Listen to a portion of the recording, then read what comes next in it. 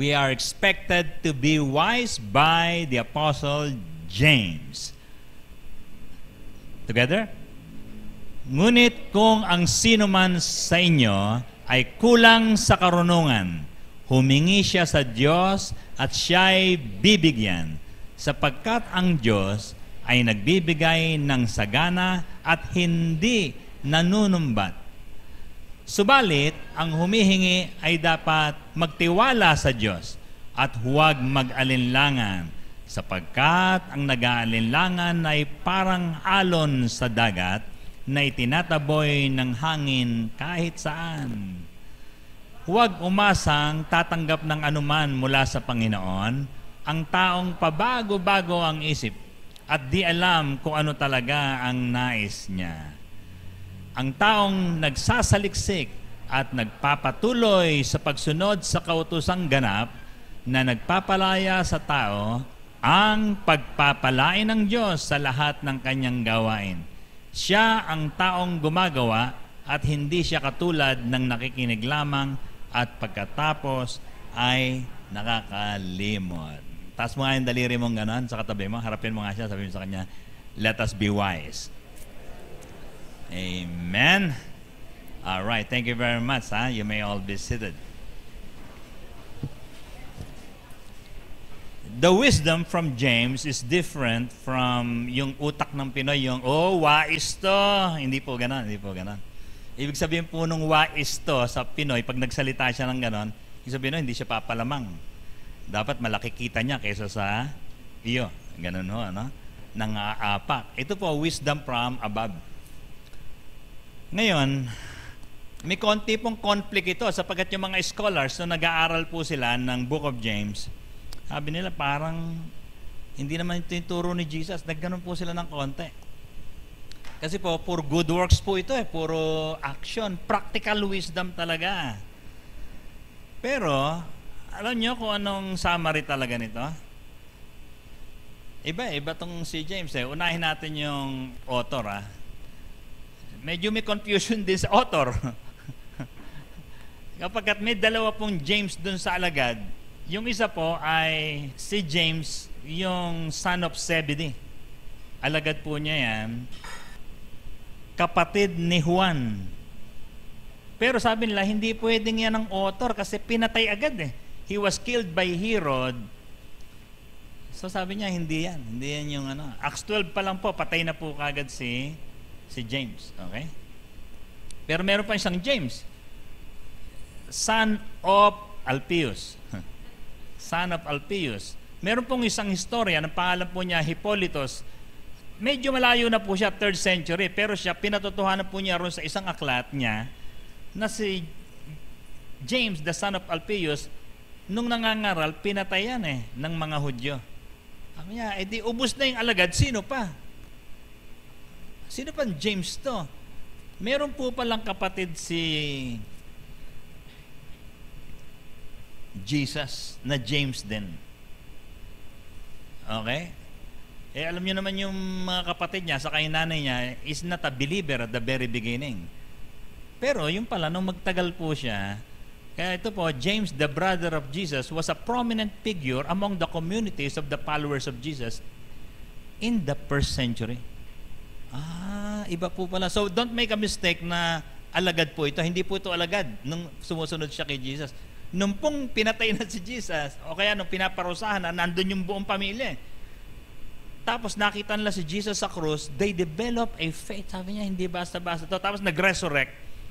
Nung nabuhay si Jesus, they joined. Kasama po sila sa 120 believers. And then he became a prominent leader in the community in Israel. And so, lahat na po ng mga sulat ngayon, halimbawa, sulat po ito ni Pablo, binabanggit na lagi si James. Patay na nga yung dalawa Laging binabanggit ito. Santiago, Pedro at Juan, na kinikilalang haligi ng iglesia. Ganun pala. Ano pa? Tapos, dun, di Acts chapter 12 po, pinatay yung James na original, di ba?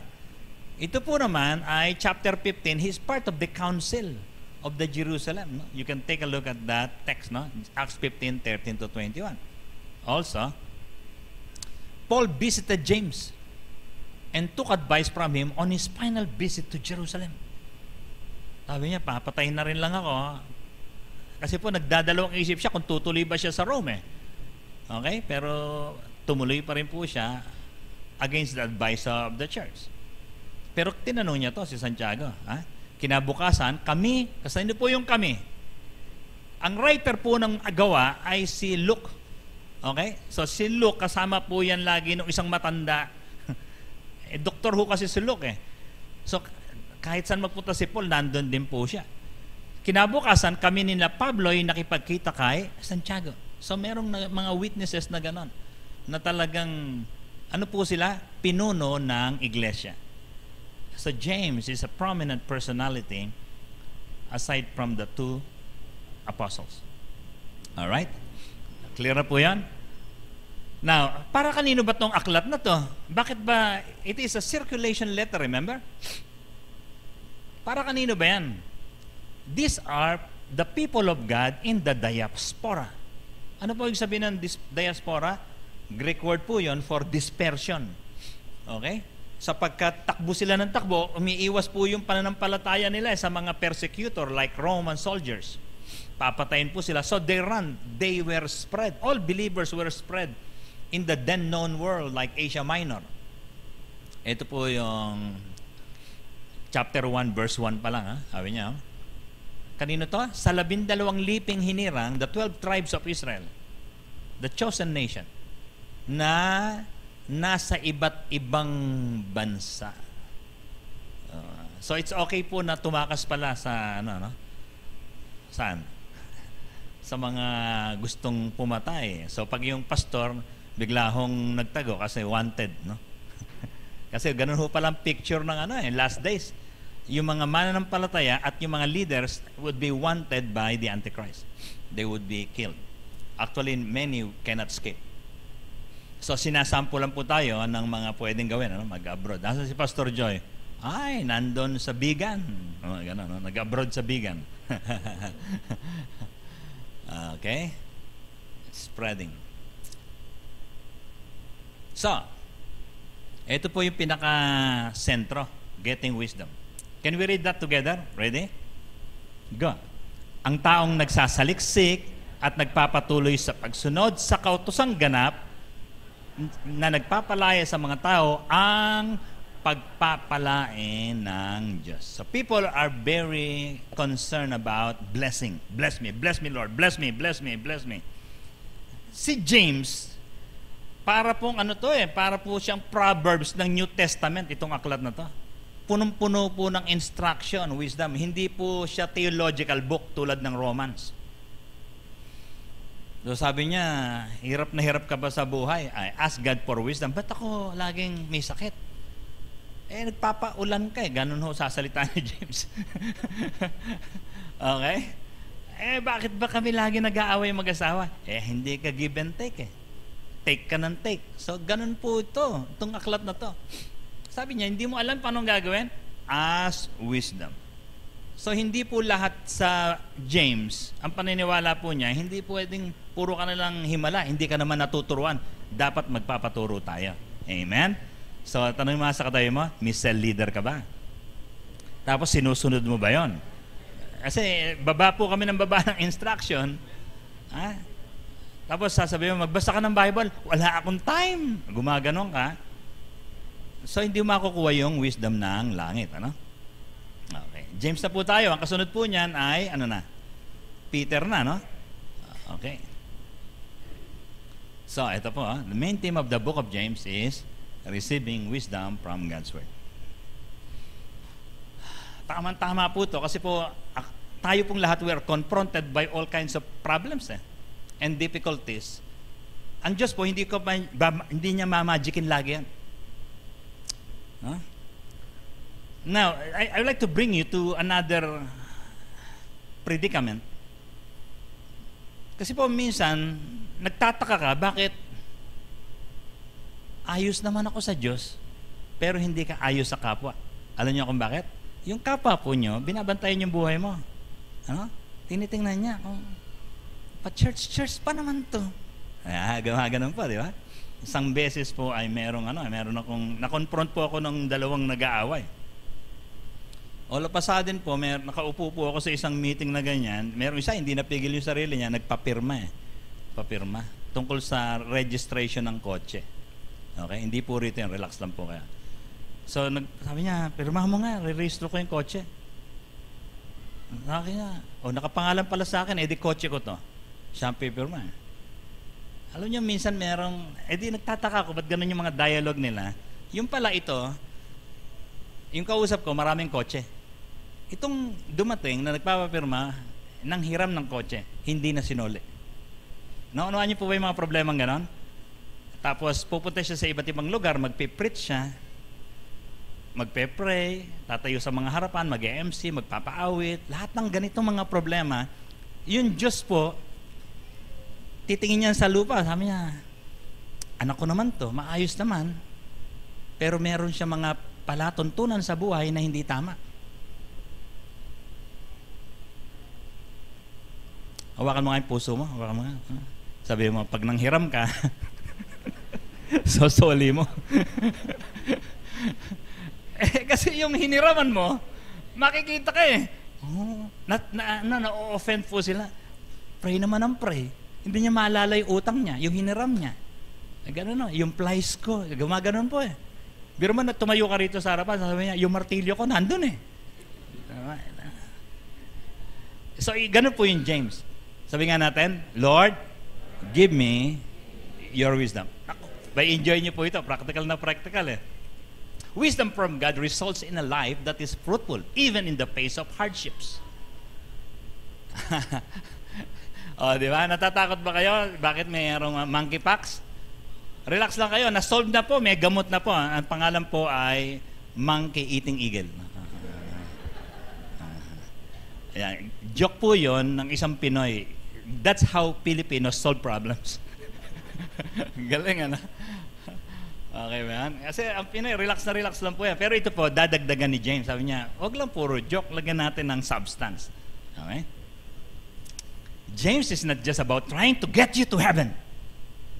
Okay na yan, sabi niya, tinanggap mo si Jesus, papasok yung Holy Spirit sa puso mo, okay ka na. Hindi ka pa mamamatay. 75 years ka pang mabubuhay dito sa lupa. So, let's get wisdom para hindi ka mapapaaway. Ganun po si James. Are you with me? Alright, now, Christianity is not trying to get God to bless you, like you, or accept you, but raise you to a level of kingdom life. Kingdom level. So, hindi na po Filipino level. Ang Filipino level po, yung petex lang. Ito po, bobombahin ka ni James. Sabi niya, yung boss mo, ayaw umattend sa church dahil absent ka ng absent. I-raise niya po yung buhay natin. Ayaw ng Diyos na sabi niya, Lord, tanggapin mo naman ako, ganito ako, manginginom ako Pero gusto ko po sa langit, palamura po ako. Pag nagalit po ako, nilalabas ko po yung manika sa kakarayom. Luma na yun. And God wants to raise you to another level. Ang tawag po niyon ay, thy kingdom come, thy will be done. Maganda ang takbo sa langit, gusto ng Diyos, patakbuhin mo yung buhay mo tulad ng langit. Amen? Alright. Look at this, Ito po yung mundo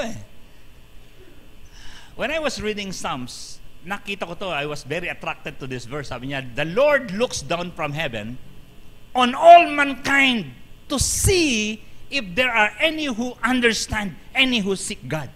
Ganun pala si Lord, Nakaganon, He looks down into earth.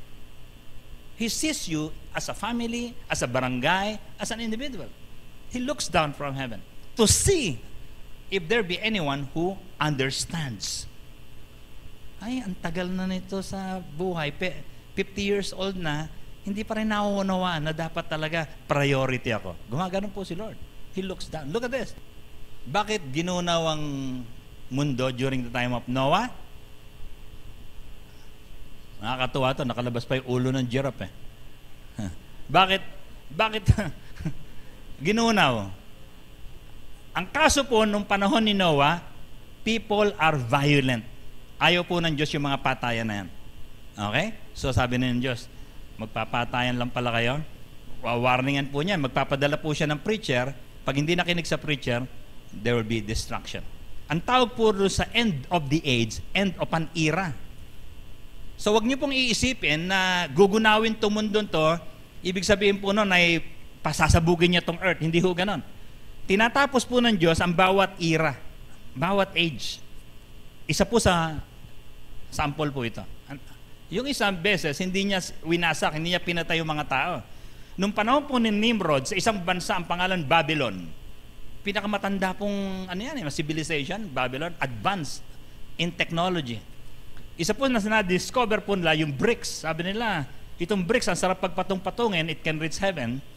Ang judgment po na binigay ng Diyos dyan, He confused the language. Bigla pong nagkaroon ng Taga-Nueva Ecija. Diyan ho nagmula yung Taga-Nueva Ecija.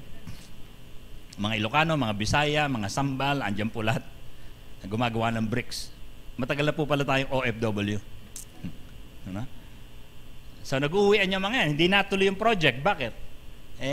Hindi na ho sila magkaintindihan because God judged the people of that time.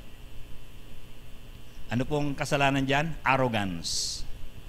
Sabi nyo, let's make a building, a tower, that when people see this, it will give us tremendous honor. Tapos ang utos ni Lord, kumalat kayo. Sabi nila, hindi tayo kakalat, kukontrahin natin si Lord. Pag nakita natin tower na to, uwi kayo, balik kayo rito. Kasi dapat, malakas yung Babylon. Gusto po ni Lord to spread. Okay? Nung panahon po ng persecution, lumilingon din si Lord. He looks down. Sabi niya, yung pinatayo kong church, pinapapatay naman yung mga leader. Isa po si James na sons of CBD ang pinatay. Pinapapatay naman. And so, bumaba po siya dyan kay Acts 9, ano yan? Binabaan niya po si Paul. Si Paul, yung persecutor. Binulag po niya. Ganun po ang style ni Lord. Nakikialam po siya rito sa mundong ito. So you got to be a man of wisdom. That's what James is saying. Bababa siya. He looks down and then he will confront you. And so, eto po. Yung Great Commission, tinitingnan po ni Lord, ini-evaluate niya ngayon yan. Sabi niya, sino kayang, naku naman, itong church na to hindi humahayo, hindi gumagalaw. He looks down. Tinitingnan niya kung ano ang ginagawa nila. Puro lang. Sila-sila lang. Fellowship, kainan. Ganun lang. Kape-kape. Dapat po pala, pagkatapos magkape, may inspire ka. Yung kape dapat nakaka-inspire yan, mamayang hapon, sige, makita tayo. Ganun po yung mga nag-go-golf Kala ko, golf lang. Yung pala may nabubuong negosyo. Dapat yung kape, saka yung mga pagkukwentuhan natin, nabubuo ay outreach. Kasi po, tinitingnan ni Lord yung lupa. Sabi niya, merong lugar, punong-puno ng simbahan, may lugar, walang simbahan. Doon po ba sa barangay po ninyo, meron? Kaya po, yesterday, in the meeting of the council has approved na magsesend po tayo ng mga youth sa Bientien sa September. Amen? Palakpakan na natin Panginoon. Hindi lang po sa mga barangay, tutulong din po tayo dun sa mga mababagal. Buddhist nation po ang Bientien, ang Laos. No? At kailangan po, dadaan po kami ng Thailand, pagkatapos po noon, mag-i-sleeper train po kami for 12 hours. Pagkagising po namin, nandun na po kami. Ang problema po rin sa mga sleeper train po nila, magkakatabi. No? So lahat ng mga may putok doon, katabi mo. Pagkagising mo, may putok ka na rin. Yun po ang exciting doon. Tapos pag nagpunta ka sa CR, kita mo, umaandar yung train, kita mo, andun din yung damo sa abang umaandar na gano'n. Sige. Kinukwento ko lang po yun para malaman nyo, hindi po magpapasarap itong mga pupunta rito. No? Okay. Amen? The Lord looks down and say, ang tagal ko nang pinadala ng propeta. Ang tagal na ng mga churches are people getting wisdom or pasimba-simba lang. So James is a book that helps when you're stuck in life. James shows you how you got there. Ito po ngayon. Ganito siya magsalita. Sabi po niya, ang bawat tao ay natutokso pagka nahihila ng sariling masamang pita. Are you with me? So, nagsisimula yan sa puso mo. Sabi niya, sasabihin ng isang may asawa sa isang dalaga, Hindi ko talaga mahal yung misis ko eh. Ikaw talaga ang mahal ko, sasabihin niya sa isang batang-bata. Yung isang bata-bata naman, maniniwala yon. She will be enticed by the sweet words of a professional.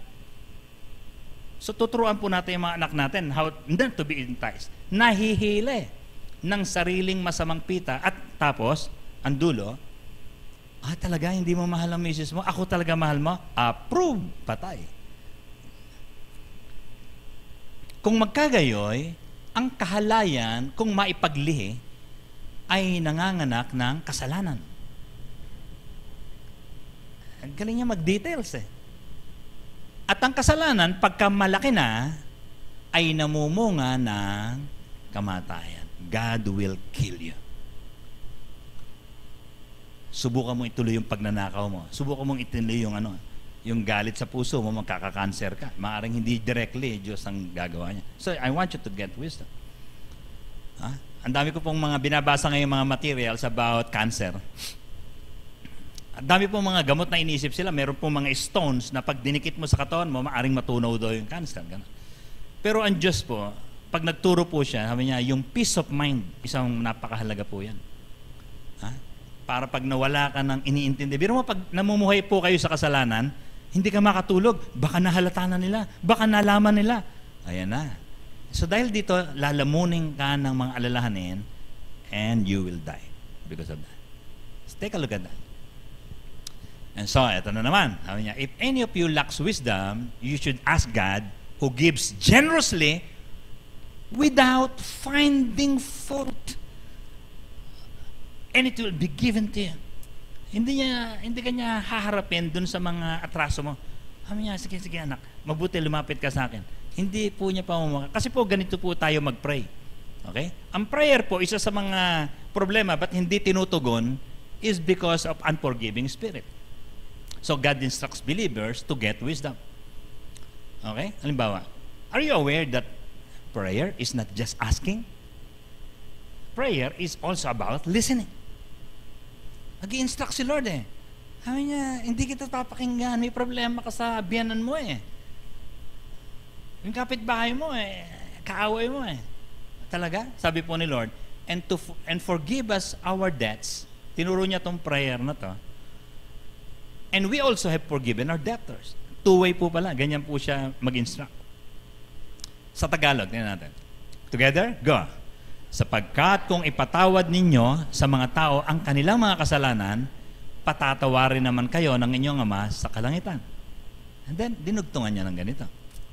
Datapwat, kung hindi nyo ipatawad sa mga tao ang kanilang mga kasalanan, ay hindi rin naman kayo patatawarin ng inyong Ama ng inyong mga kasalanan. This is a serious concern. Bakit ang Diyos hindi nakikinig sa ating mga panalangin? Amen? So maglista ka nga ngayon. Sino ba mga papatawarin ko mamaya? Pag uwi ko rito, talaga pupuntahan ko agad siya. Sasabihin ko sa kanya, 5,000 ba utang mo sa akin? Sige, 4,900 na lang. Tapos hulugan mo ng every minute, bayaran mo ako every minute. Now, hindi ko po alam how you would handle that talaga. Alam niyo po ba na yung mga tao may atraso po sa atin, kahit sakalin niyo po yan, hindi makakabayad. Hindi po talaga. So, ang isa po sa mga tulong dito, sabi ni Lord, makinig ka sa akin, gusto kitang ka-fellowship, pero pag nagkukwento ka sa akin, Lord siya, ang sama ng ugali niya talaga. Nagkukulele na ako, sabi ni Lord. You have to stop mentioning that name to me. Alright? Except for a prayer of blessing to that one. Si Lord hindi pala nanunumbat eh. Ikaw, sabi niya, tigilan mo na yung kasusumbat mo. Amen? Titigan mo nga yung katabi mo. Sabi sa kanya, tigilan mo na.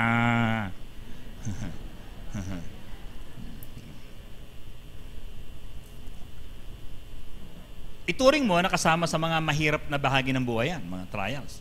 Pag nagsalita po si James, sabi niya, ang ganda po ng perspective niya sa mga trials eh. Hindi niya pinagpe-pray na sana maalis na itong problema ito. Wala pong ganon.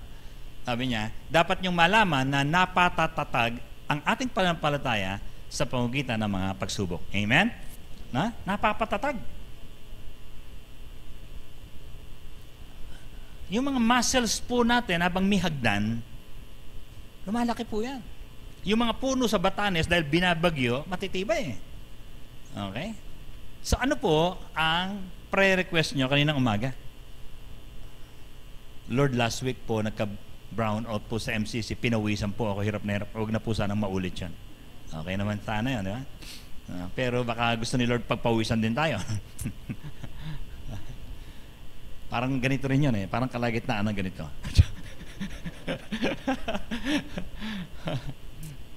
Di ba paano ba magturo talaga si Lord? Sa Old Testament, meron akong nakita sa isang propeta ang pangalan Elijah. Nagtuturo siya kay Elijah kasi maraming sama ng loob si Elijah. And so, bigla nilang lumindol, kumidlat. Tapos ang sabi po nung writer, ngunit wala rin sa kidlat si Yahweh.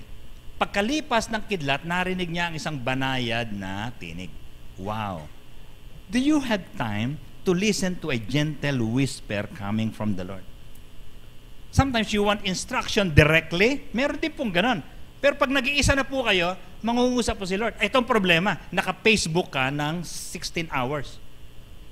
Ang screen time po ng mga youth 17 to 24 hours Sabi ko, ba't may 24 hours kang screen time? Hindi ho ako natutulog dahil yung mga kaklase ko po nung elementary, saka siya nga ho pala, may bago akong kaibigan, yung kaklase ko nung kinder. Ka-chat ko rin ho ngayon. Ang tindi ho ng screen time. 17 hours. So, hindi po makapangusap ang Panginoon Diyos sa isang tao. Ganyan pala isang style ni Lord, no? Pagkalipas ng kidlat, narinig niya ang isang banayad na tinig. At sasabihin sa kanya ng Panginoon, may papagawa ko sa'yo. Patawarin mo na yung nagkasala sa'yo. Amen?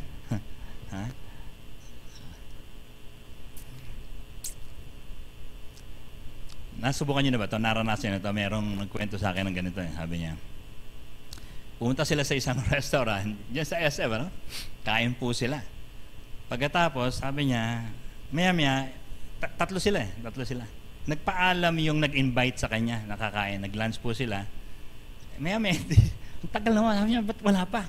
Hindi na, nagpaalam lang po na susunduin yung misis, pero nakabalik din naman, after a few minutes. Sabi ko, anong problema? Asan yung sinundo mo? Asan yung misis mo? Nagpaiwan sa kotse. Medyo nahihilo raw. Nag-isip na po itong tao, sabi niya, pag tayo ko, aabutan ko na lang, may prompting na gano'n si Lord, no? Inabutan niya. Ang duda niya, ganito. Baka nag-away yung mag-asawa dahil nililibre siya. Baka wala silang pambayad, etc. Malikot po yung isip. Ang ginawa niya, pag tayo po niya, inabutan niya po ng 1,000. Sabi niya, thank you, I'll see you again, I enjoyed the company. Hindi niya alam ba't niya ginawa yun, pero sabi niya, there is a gentle whisper that says, it would ease up when you give him money. Are you with me? Ito ngayon, nagkita po kami uli. Sabi niya, alam mo, di ba inabutan ko ng 1,000 yon? Nung hapon na yon, may nagbigay sa akin ng 5,000 pesos. Sabi niya, that's how God works sometimes. Hindi mo maintindihan, pero minsan you like to troubleshoot problems, you don't know why. People will question you, your wife will question you, pero sabi niya, God rescued me also. Amen? Are you with me? Now, take a look at this, Nung isang araw po, may kausap din ako. Sabi niya, dun sa outreach, laging may kainan. Anong problema? Baka mamaya mabigat na ron sa host. Okay? Di, sabi ko, anong ginagawa mo? Halos lahat ng outreach ginagawa nga yan. Kaya parang everybody felt na Filipino culture talaga to, yung nagpapakain, nagpapalugaw, di ba? Nagpapapansit, nagpapatokwa, nagpapakamote kayo sa youth, mga kamote kayo. Kaya pagkatapos ng fellowship, alam mo nyo na nangyayari. Ngayon, sabi niya, anong may ginagawa sa akin si Lord? May sinasabi siya. Yung host, aabutan niya po ng 300 pesos pagkatapos noong bago siya umalis. Sabi niya, hindi ko maintindihan, ba't kailangan kong gawin yon? Pero ang feeling ko, baka mamaya mabrok yung pamilya. May mga galaw po pala si Lord, may mga whisper na ganon. The question is, Are you listening? Because God wants us to be rich in good deeds. Pero sometimes He uses whispers just like that.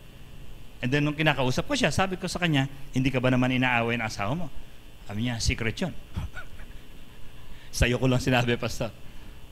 So may mga host po tayo rito na talaga nag-aabono. Anong tawag doon, Ate Ella? Abono ministry. Pero sila po, masasaya sila eh. Ang gaganda ng kanilang attitude ng puso, hindi sila nagdaramdam, walang kapaitan sa kanilang mga puso. Why? God whispers to them to do that. Amen? Palapakan natin yung mga host natin, ha? Banayad na tinig. That's how we gain wisdom. But God whispers to your heart to just obey. Sabihin nga natin ito malakas ito, just obey. Paano ko malaman, Pastor, na si Lord yun? Hindi. It is the Spirit Himself bearing witness with your spirit. Kayo lang dalawa ho nagkakaintindihan. No? You could not get approval from other people. Do you understand? Okay. And sometimes God speaks through people around us. Hindi na gentle whisper. Hindi na. Minsan mayroong gagamitin na hindi pastor. Minsan katulong sa bahay siguro. Tulad nito. Ipinasabi, hindi sumipot si Eliseo.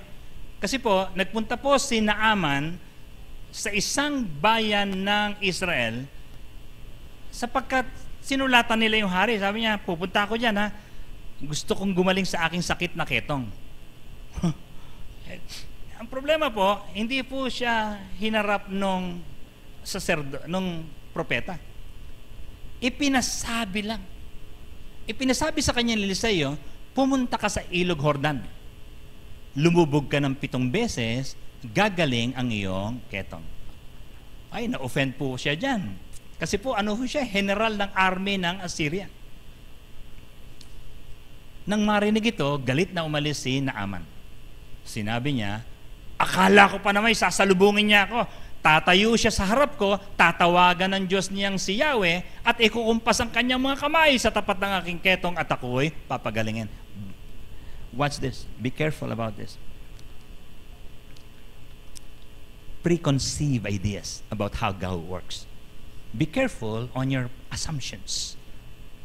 Baka pag umutang ako, masosolve yung problema. Baka pag nagsimba ako ay papayapa. No. Ito po, may instruction po sa kanya, lumubog ka sa Ilog Jordan. Nangatwiran po siya, sabi niya, doon sa amin, mas magaganda ilog doon. Itong Jordan, maputik to. Pero yung pong he almost missed the healing and the blessing because he rationalized to people he does not respect, like a leader perhaps, like a youth. You got to take a look at the instructions, the medium God uses in instructing you. Baka po minsan po, isang palabas sa TV. Baka minsan po, isang quotation sa Facebook. Sometimes God uses many things. Are you willing to listen? Ganda po ng mga katulong niya. Yung pong alalay niya. Ganito po ang salita, sabi niya. Ngunit lumapit sa kanya ang kanyang mga lingkod. Dapat magaling po yung nakapaligid sa inyo. Ito po sabi sa kanya, Ginoo, kung mas mahirap pa riyan ang ipinagagawa sa inyo ng propeta, di ba't gagawin nyo yon? Ano ba sabihin? Umakyat ka sa 7 bundok, lumundag ka sa bangin, di ba gagawin mo yon? Para lang gumaling? Ito ang dali-dali lang, Sabi niya, gaano pa iyang pinaghugas lang kayo? Pinaghugas lang kayo para luminis. Hindi ho ba po pwedeng subukan lang muna natin? Amen? Amen? Sabi nga natin malakas to, just obey. May mga tao po, pag nagsalita, ayaw mong pakinggan Pero minsan po, automatic yan agad-agad. Ba't ba appealing siya sa akin? Yung sinasabi niya, ba't parang gusto kong sundin?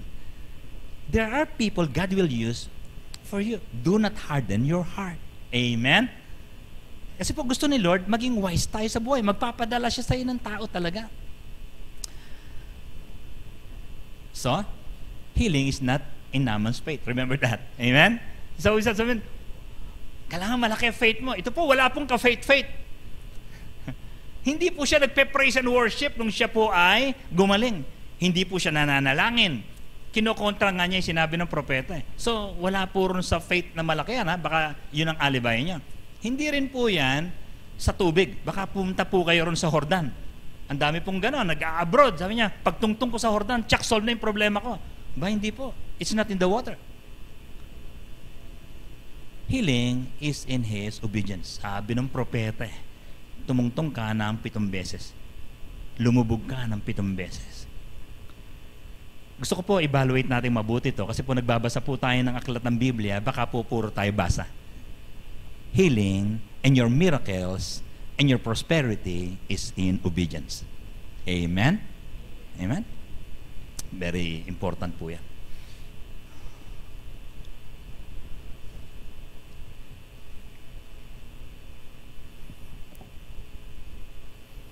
Pwede kaya na merong pinapadala sa Lord sa'yo paulit-ulit and you keep on snobbing? People who goes to your house. It can be a cell leader that you ignore. You don't have any breakthrough without listening to people God sends. Palapakan natin ang Panginoon, ha?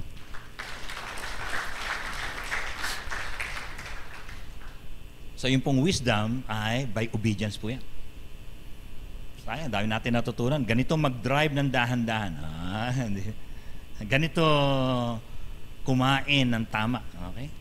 Alam niyo po ba, pati sa pagkain, sabi po ng mga experts ngayon, pag meron kang kinakain na paulit-ulit araw-araw, sabi niya, pwede mag-produce ng tumor sa iyan. Dapat you break one time. Kahit favorite mo siya, one time you break. Ha? Yun po ang dahilan, kaya ini-endorse po nila, sometimes kumain ka ng oatmeal. Yung hindi po yung instant oatmeal. Ha?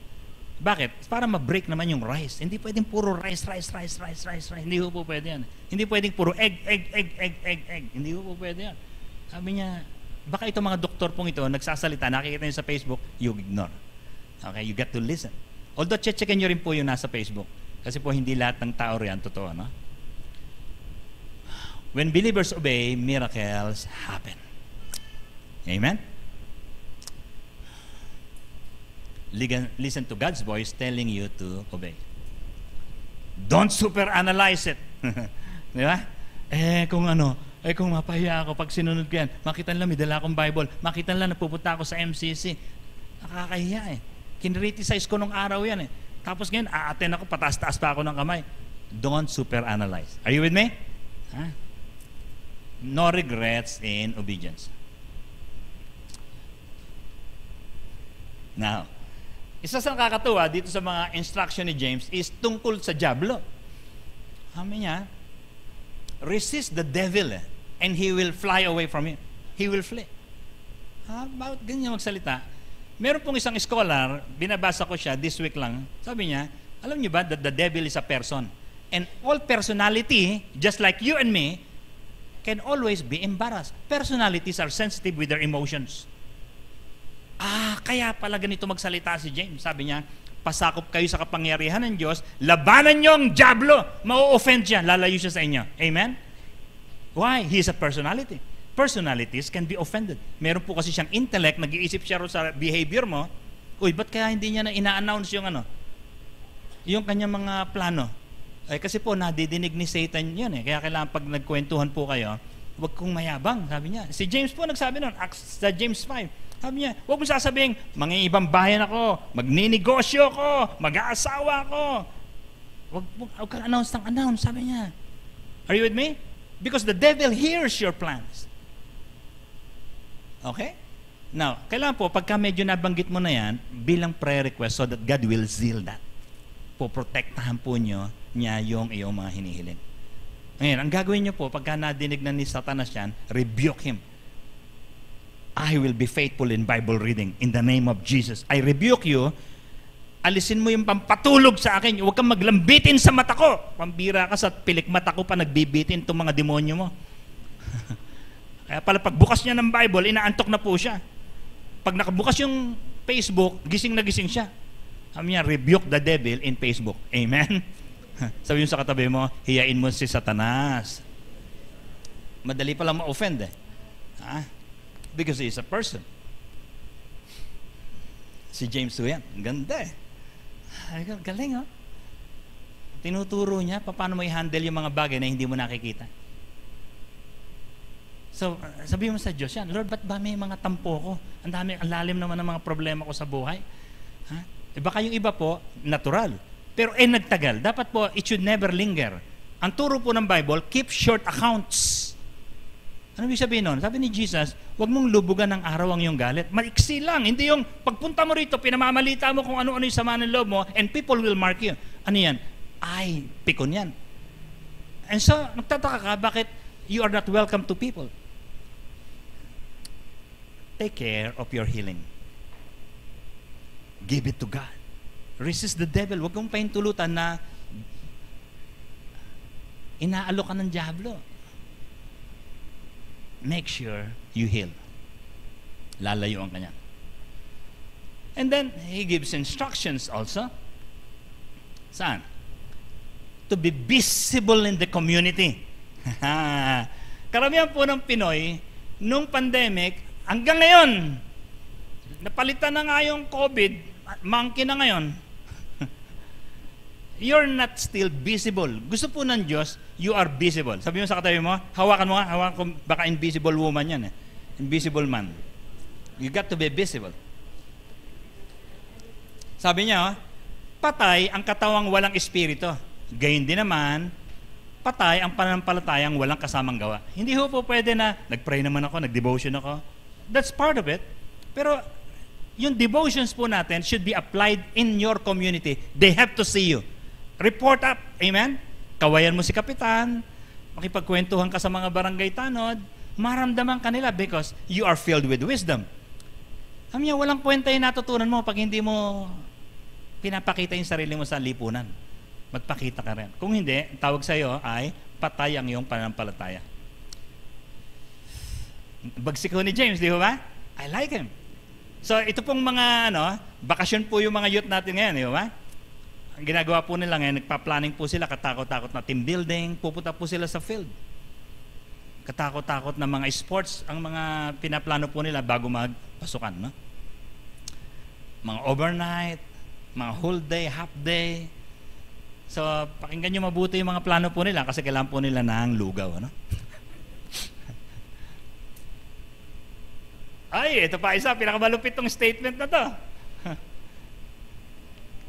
Control your tongue. Okay.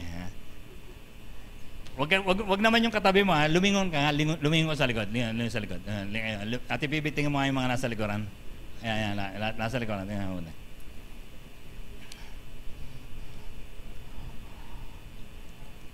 Hanapin mo, kaya kita pinapalingon, hanapin nyo nga yung mga chinismis natin nung araw. Okay, wala tayong ganun dito, no? Diba? Ano pang rules dyan? Ang sino mang hindi nagkakamali sa kanyang pananalita ay mature, ganap, sabi niya. Kasi marunong siya magpigil sa sarili. Yun po pang susi. Amen? Ang haba po ng chapter na yan, chapter 3, tinulungan niya. Ay, pinalaki niya, minagnify niya mabuti. Sabi niya, parang timon lang nung bangka. Subukan mo, turn the rudder. Susunod yung malaking bangka o yung barko. Subukan mo yung isang maliit na apoy, ihagis mo yan sa gubat, masusunog yung buong gubat. That's how powerful your tongue is. Si James po, pastor po yan ng Jerusalem. Kaya alam na alam niya yung problema kung paano kumakalat ang mga apoy sa manampalataya. And so, we spread rumors, you spread divisiveness, lumalala po yung mga hidwaan, lalamig po yung faith ng maraming tao. Okay?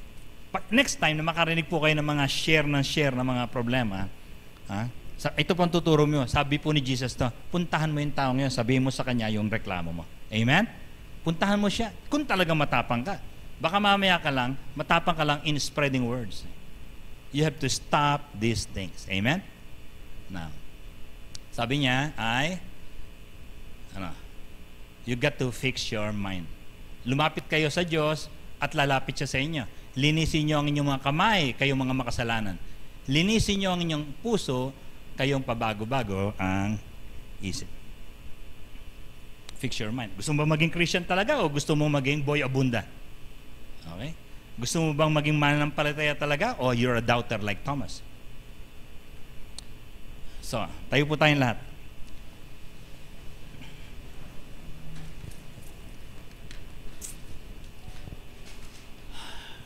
tumutusok ang mga turo ni Santiago, no? Tinuruan niya po tayo mag-pray sa mga may sakit din. Anoint them with oil. Listen to the needs of people. Pero hindi pala puro basa. Amen? Hindi pala puro basa, makisalamuha tayo. Hawakan natin mga puso po natin. Sabihin natin sa Panginoon, itaas mo nga buhay ko, Panginoon.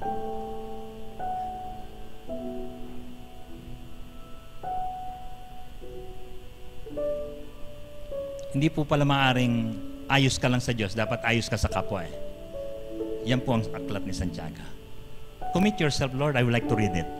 Magbasa po kayo ng aklat na ito. At sumabay po kayo, sapagkat gusto po ni Lord will be filled with His mind. People of wisdom has His mind.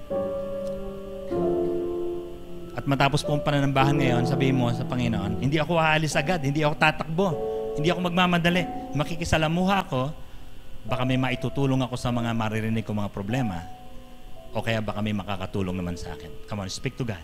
Lord, raise me up. Make me a kingdom person.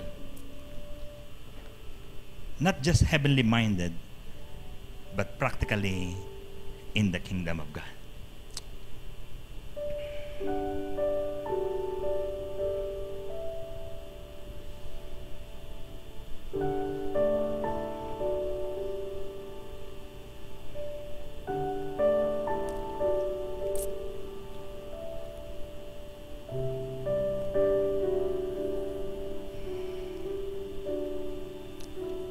Panginoon, salamat. Ang MCC gustong-gusto nangangaral, nagpupunta, nagpapatotoo, umaawit, nagtataas ng kamay, dumadayo, nagbibigay ng lakas ng loob ng marami. We have started well, Lord, but we pray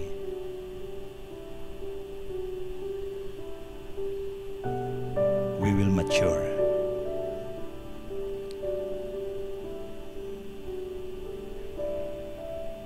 Pagtibayin mo, Panginoon, ang aming buhay sapagkat mabagsik ang laban sa mundong ito.